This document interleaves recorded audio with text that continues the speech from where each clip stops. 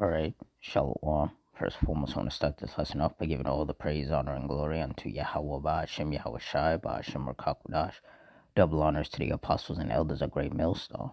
Honors to all the brothers who are fervently preaching the word in sincerity and in faith, and Shalom to all the sincere believers. Now, this lesson is going to be based on a magnitude 3.6 earthquake that hit West Valley City.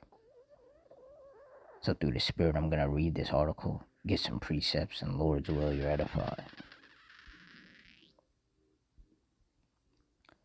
Says a 3.6 magnitude earthquake hit West Valley City and portions of the Wasatch Front Friday evening. The quake hit about 6:32 p.m. The U.S. Geological Survey's website shows the quake hit 2.8 miles north-northwest of West Valley City, with the epicenter just north of Magna. Residents in surrounding areas, including Taylorsville, Kearns, and Salt Lake City, reported feeling the rumble. The depth of the quake was estimated to be about 5.3 miles, according to information from the University of Utah Seismograph website. Ben Dillon of the Utah Department of Natural Resources and Utah Geological Survey said the rumble was a small, common earthquake.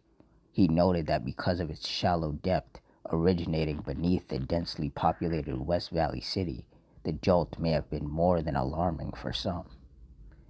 So while the shaking was felt widely across the Salt Lake Valley and caused a sharp jolt for those near the epicenter, it is important to remember that this was a small earthquake.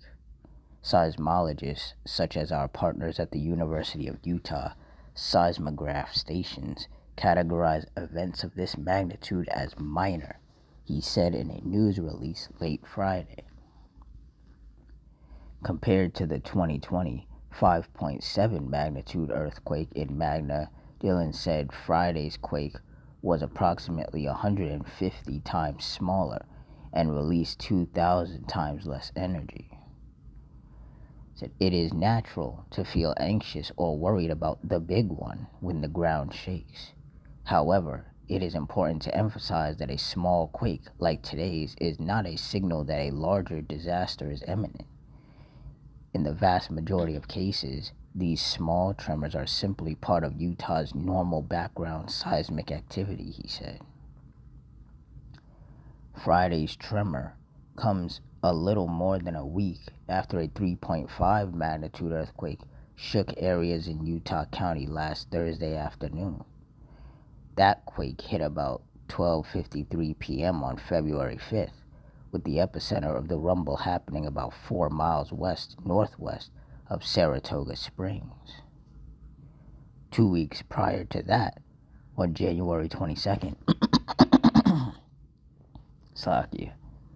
people from Logan to Provo reported feeling a 4.7 magnitude earthquake that struck near Evanston, Wyoming at 7:49 a.m.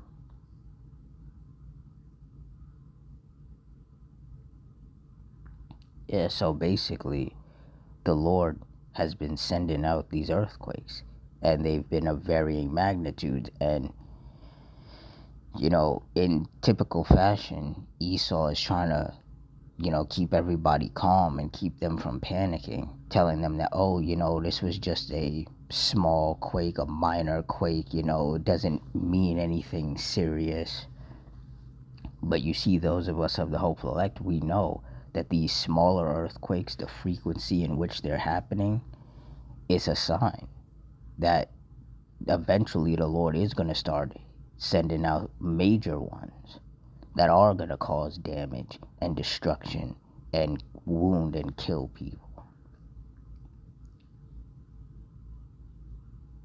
They're doing the same thing out in California, where they're telling people like, oh yeah, we've been getting a lot of tremors lately, but they're light tremors, so they're minor, so don't really worry about it.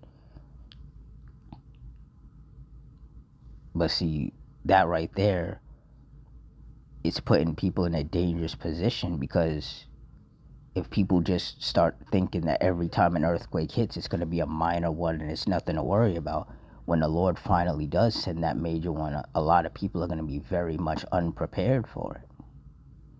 Not that there's anything they could do anyway, because, there's nothing you can do to escape the judgment of the Lord. But, at least those of us of the hopeful elect, the men of the Lord, are warning the people. We're not trying to lull people into a false sense of security the way that Esau does. Isaiah 29:6. Thou shalt be visited of the Lord Yahweh of hosts with thunder, and with earthquake, and great noise, with storm and tempest, and the flame of devouring fire. And clearly the Lord is visiting with earthquakes. The Lord has been sending out earthquakes all over the world. In Japan, in Russia, here in the States. The Lord, He's not playing when it comes to these earthquakes. And Salakia, 1 second. Go to all. And right here, 6.2, Chile. This is the one I just did the article. I just read the article about in West Valley City, Utah. Russia, South Carolina, Samoa, Tonga, Houston, Mexico. Like, the Lord is just sending earthquakes all over. This is Him visiting. Like it says, that the Lord would visit with earthquakes and storms and tempests and fires. And all three of these, the earthquakes, the storms and tempests, and the fires, well, technically four, is exactly what the Lord is dishing out all over the world. Spain and Portugal are currently a prime example of the Lord's storms and tempests.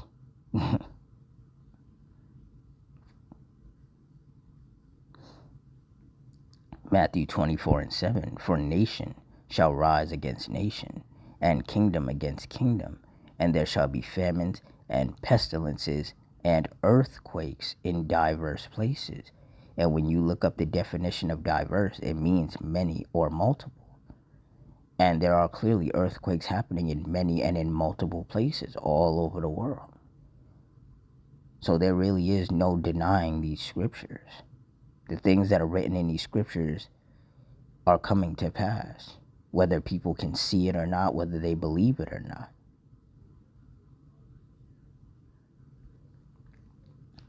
Second Ezra 9:1, He answered me then and said, measure thou the time diligently in itself, and when thou seest part of the signs past, which I have told thee before. Verse 2, then shalt thou understand that it is the very same time wherein the highest will begin to visit the world which He made. Verse 3, therefore when there shall be seen earthquakes and uproars of the people in the world, which there are plenty of both happening.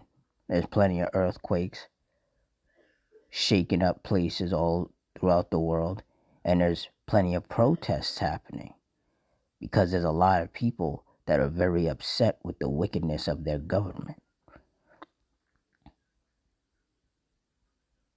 Verse 4, then shalt thou well understand that the Most High spake of those things from the days that were before thee, even from the beginning. Verse 5, for like as all that is made in the world hath a beginning and an end, and the end is manifest.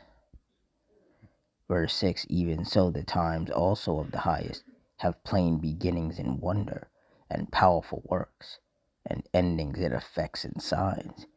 And the Lord, He's showing all of those signs and all those powerful works.